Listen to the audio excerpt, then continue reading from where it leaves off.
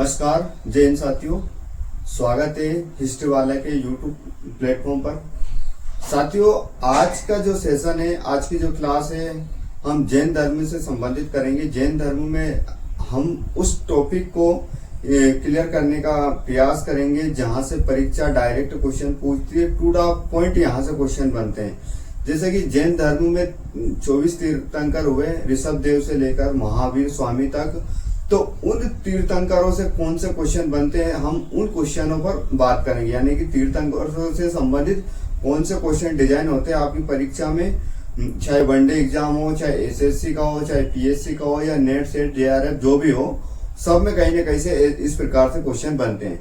देखो, मैं क्वेश्चनों का पहले थे अपन 24 तीर्थंकर है।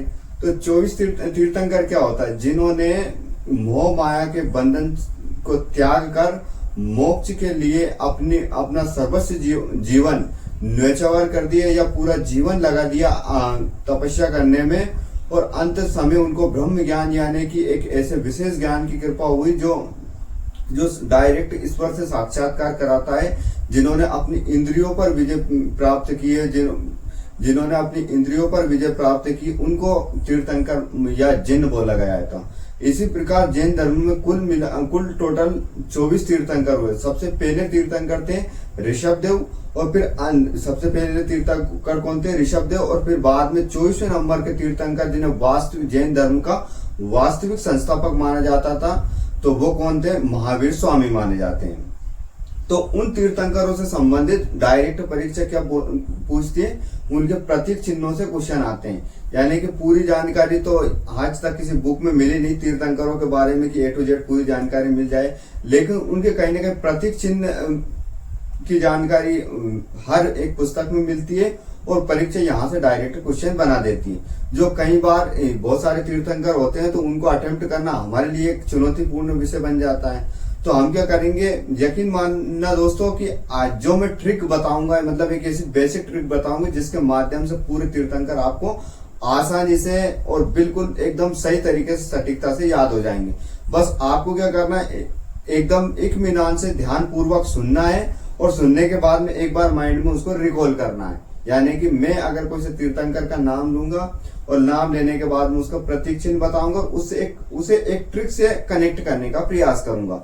तो हो सकता है मेरी ट्रिक आपको पसंद ना आए, और पसंद भी आएगी। बहुत सारे ऐसे तीर्थंकर होंगे जहां पर मेरी ट्रिक सही से काम ना करें, ऐसा भी हो सकता है। वहां अपनी खुद की ट्रिक भी आप स्वयं डेवलप कर सकते हैं।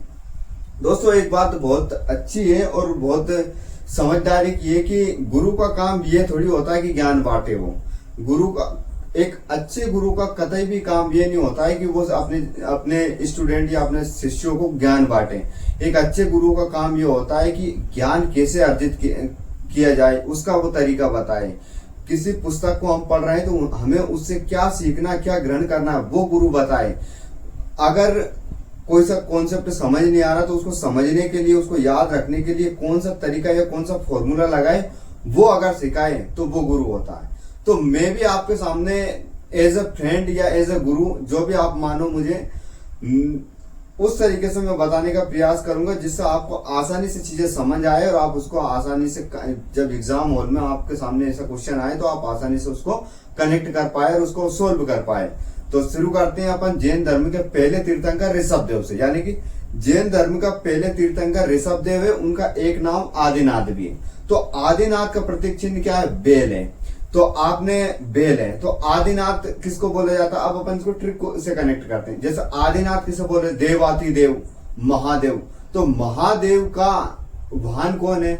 तो महादेव का वाहन है कौन है? देवाति देव। महादेव का वाहन कौन है? बेल है। तो अपन कैसे याद करेंगे? आदिनाथ, यानी आदिनाथ, नाथों के नाथ, भोलेनाथ। भोलेनाथ का वाहन कौन सा है? बेल है। तो ऐसे अपन को पहले तीर्थंकर का वो याद होगा। दूसरा तीर्थंकर है अजीतनाथ। अजीतनाथ, तो अजीतनाथ का चिन्ह कौन सा है? अजीतनाथ का चिन्ह है हाथी। तो आप इसको कैसे याद करेंगे? अजीतनाथ यानी अजीत, जिसको जीता ना जा सके, जिससे जीता नहीं जा सके। जैसे कि साइड में आपको बकायदा उनका फोटो ना, और उसको मैं जैसे बोलूं उसको कनेक्ट करने का प्रयास करते हैं। यानी कि दूसरे तीर्थंकर का नाम है अजीतनाथ, यानी कि अजीत का मतलब होता अजीत, यानी कि जिसको जीता ना जा सके।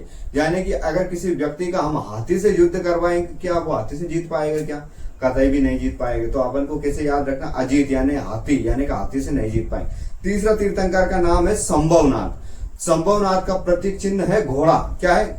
घोड़ा या अश्व, यानी कि संभवनाथ अब इसको ट्रिक से कनेक्ट कैसे करेंगे? ट्रिक से कनेक्ट ऐसे करेंगे, जिसके पास घोड़ा है उसके लिए कोई सी दूरी तय करना असंभव नहीं है। यानी कि संभवनाथ का प्रतीक चिन्ह घोड़ा, जिसके पास घोड़ा है वो हर संभव दूरी तय कर सकता है। इस प्रकार से ये ट्रिक हो गए। अभिनंदन, मतलब अभिनंदन इसका नाम है। अब इनका प्रतीक चिन्ह क्या है? बंदर है, बंदर है। तो अब इसको अपन कैसे कनेक्ट करेंगे? कनेक्ट ऐसे करेंगे जैसे कि भगवान राम की सभा है, यानी कि भगवान राम बैठे हैं और भगवान राम बैठे हैं, राम दरबार लगा हुआ है, इधर लक्ष्मण जी खड़े, इधर भरत, इधर शत्रुघ्न और हनुमान जी महाराज। जो भी व्यक्ति आ रहा है, जैसे कि भगवान राम का राज तिलक हुआ है तो वो सबका अभिनंदन कर रहे हैं, जय श्री राम जय श्री राम, इस तरीके से वो बोल रहे हैं। तो अपन इसको कैसे कनेक्ट करेंगे? अभिनंदन, अभिनंदन का प्रतीक चिन्ह क्या है? बंदर है। तो बंदर किसका अभिनंदन कर रहे हैं? वहां से जो व्यक्ति आ रहे हैं। यानी कि देखो दोस्तों, ट्रिक ऐसी अतरंगी सतरंगी ट्रिक बनती है, ट्रिक बनाई जाती है कि अपने को चीजें लंबे समय तक याद रहे और अपन भूल जाए तो कुछ न कुछ की पॉइंट मिल जाए तो अपन को वो याद आ जाए। इस प्रकार से मेरी ट्रिक बताने का माध्यम, मतलब मेरा ट्रिक बताने का आज से किसी की धार्मिक भावनाओं को ठेस पहुंचाना बिल्कुल नहीं है। तो इसलिए बिल्कुल ये जो भी चीजें हैं आपकी ईगो, भावनाएं, मावनाएं, धर्म, जाति, पंथ, मतलब जो भी है उसको एक साइड में रखकर आप मेरे साथ पढ़िएगा, तो शायद मजा आएगा अपने को पढ़ने में, चीजें सीखने में भी आनंद आएगा। तो मेरे साथ जो व्यक्ति कनेक्ट होगा वो सिर्फ जाति, धर्म, पंथ, मजहब सबको एक साइड में रखकर एक स्टूडेंट और एक टीचर, यानी कि मुझे टीचर भी ना माने, अपना दोस्त या अपना भाई मानकर कि अपना छोटा भाई कुछ बता रहा है, अपन को सीखने के लिए, अपनी परीक्षा के लिए जरूरी है, इंपॉर्टेंट है, तो अपन को सीख लेना चाहिए। बस इतनी आप सोच रखना है ना। अब अभिनंदन हो गए। पांचवा तीर्थंकर का नाम है सुमितनाथ। सुमितनाथ यानी क्रौंच पक्षी है। अब इसको अपन कैसे याद रखेंगे? देखो थोड़ा सा अटपटी ट्रिक है लेकिन समझ में आएगी। पक्षियों की मति, यानी पक्षी, यानी जो पक्षी रहते हैं ना, अच्छी रहती है, ये इसकी ट्रिक है। तो अपन को कैसे याद रखना? सुमित, यानी सुमित नंदन जो भी है, सुमितनाथ। सुमितनाथ का प्रतीक चिन्ह कौन सा है? पक्षी है, यानी क्रौंच पक्षी है। तो ऐसे याद रखेंगे, पक्षियों की मति कैसी रहती है? सुमति, यानी कि अच्छी मति रहती है। यानी छठे नंबर का तीर्थंकर का नाम है पद्म प्रभु और इनका प्रतीक चिन्ह है कमल, यानी कि कमल पुष्प। यानी कि जैसे अपन ने कहीं बहुत बार एस्ट्रोलॉजर और बहुत सारे जो जानकार लोग होते हैं वो बोलते हैं कि इनके पैर में पद्म है, यानी कि पैर में कमल का चिन्ह है। यानी कि जिसके पैर में पद्म का चिन्ह है वो कौन है? पद्मनाथ। तो पद्मनाथ का प्रतीक चिन्ह कौन सा हो गया? कमल का पुष्प हो गया। ऐसे इसको अपन याद करते हैं। यानी कि 7वां नंबर का तीर्थंकर है सुपार्श्वनाथ और जिनका प्रतीक चिन्ह है स्वास्तिक चिन्ह। यानी अब इसको कैसे याद करेंगे? सुपार्श्व, यानी सु से करेंगे अपन शुभ, यानी कि जब भी कोई सा शुभ कार्य करते हैं तो अपन स्वास्तिक चिन्ह बनाते हैं। क्या बनाते हैं? स्वास्तिक चिन्ह बनाते हैं। इस प्रकार अपन इसको कनेक्ट करें। वह है चंद्र प्रभु और इनका प्रतीक चिन्ह है चंद्रमा। बस इसमें कोई ट्रिक ही नहीं है, चंद्र प्रभु चंद्रमा, बात खत्म। अब नवा अपन देखें चिन्ह कौन सा है? तो 9वें नंबर का तीर्थंकर का चिन्ह है मगर। तो और उनका नाम क्या है? 9वें नंबर का तीर्थंकर का नाम है पुष्पदंत, यानी 9वें नंबर के तीर्थंकर का नाम है पुष्पदंत और इनका प्रतीक चिन्ह है मगर। अब आप इसको कैसे ट्रिक से कनेक्ट करेंगे? पुष्प होते हैं लाल लाल, यानी कि पुष्प कैसे होते हैं? लाल लाल। और मगर के दांत कैसे होते हैं? लाल लाल, तीखे तीखे। यानी कि अगर मगरमच्छ किसी को चाप जाता है तो उसके दांत में लग जाता है खून, तो वो कैसा दिखता है? लाल। यानी कि पुष्प दंत, यानी फूल कैसा है? दंत के समान, यानी कि तीखा तीखा, जैसे फूल की कली रहती है ना, तो एकदम लाल लाल दांतों जैसी तो लगती है, एकदम तीखी तीखी। तो इस प्रकार से अपन इसको थोड़ा सा कनेक्ट करने का प्रयास करेंगे। अब दूसरी चीज, जैसे कि 10वें नंबर का तीर्थंकर का नाम है शीतलनाथ। तो शीतलनाथ का प्रतीक चिन्ह कौन सा है? कल्प वृक्ष, यानी कि जब हम वृक्ष की छाया में बैठते हैं तो हमें शीतलता प्रदान होती है, यानी कि जब हमें शीतलता महसूस होती है। नाथ, तो श्रेनाथ का, यानी कि 11वें नंबर का तीर्थंकर का नाम है श्रेनाथ और इनका प्रतीक चिन्ह है गेंडा है। तो जैसे कि अब अपन पशुपति शिव से कनेक्ट करेंगे। जब आपने हड़प्पा सभ्यता का नाम सुना होगा, हड़प्पा सभ्यता में हमें 2-3 महत्वपूर्ण पशुओं के नाम मिलते हैं। एक तो हमें मिलता है एक सिंग वाला गेंडा, और एक मिलता हमें एक सिंग वाला गेंडा मिल गया, दूसरा एक बेल भी मिलता है, हमें बेल का प्रतीक चिन्ह है। तो जितना महत्व सिंधु घाटी सभ्यता में बेल का था, पशुपति शिव का था, उतना ही महत्व सिंधु घाटी सभ्यता में गेंडे का था। किसका था? गेंडे का था। इस प्रकार अपन इसको थोड़ा सा याद करेंगे। यानी कि अब हम 12वें नंबर का देखेंगे वासुपुंज। वासुपुंज यानी कि वासुपुंज का प्रतीक चिन्ह कौन सा होता है? भैंसा। यानी कि जब हम वासु को देखते हैं पशु से, पशु में किसकी पूजा करेंगे? वासु को कनेक्ट करो पशु से, तो पशुओं में हम किसकी पूजा करेंगे? भैंसे की भी पूजा करते हैं। इस प्रकार से अपन, यानी कि वासु पशु, तो पशु की पूजा। तीर्थंकर है 13वें नंबर के तीर्थंकर है विमलनाथ। विमलनाथ का प्रतीक चिन्ह कौन है? सुकर यानी कि सुअर। यानी कि विमल को सुअर भी खाना पसंद नहीं करते हैं, बल्कि इंसान खाते हैं। कितनी गलत बात है। तो भैया जब सुअर भी विमल खाना नहीं पसंद कर रहा है, तो तुम काहे खा रहे हो, काहे कैंसर बना रहे हो? समझो यार, है ना।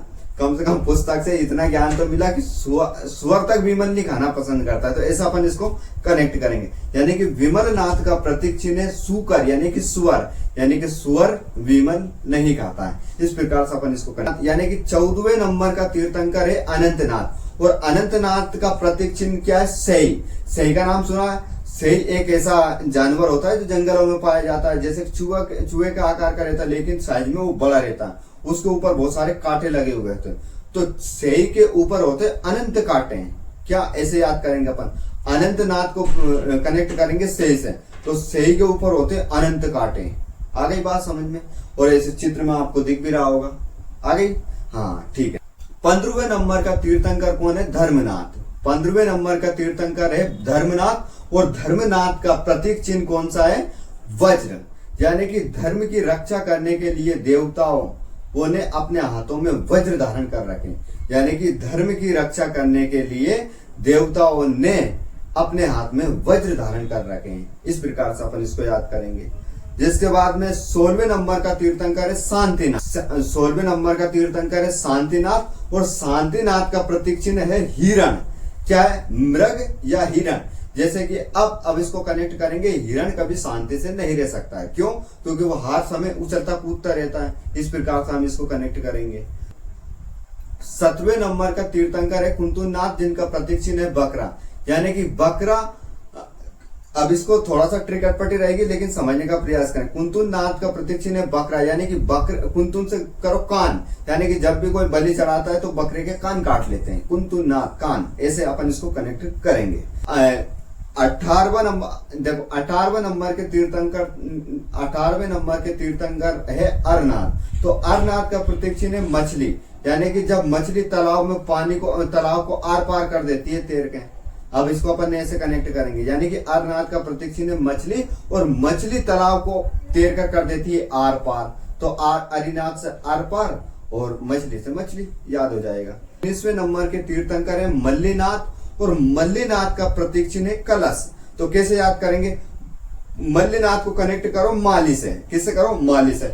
तो माली क्या करता है? फूल, जैसे फूलों का पेड़ रहता है, बगीचा रहता है, उसकी देख रेख करता है। तो उसके हाथ में रहता है हमेशा कलश या घड़ा। घड़ा क्यों रहता है भैया? जो भी पेड़ में पानी की कमी दिखे वही पानी डाल देगा।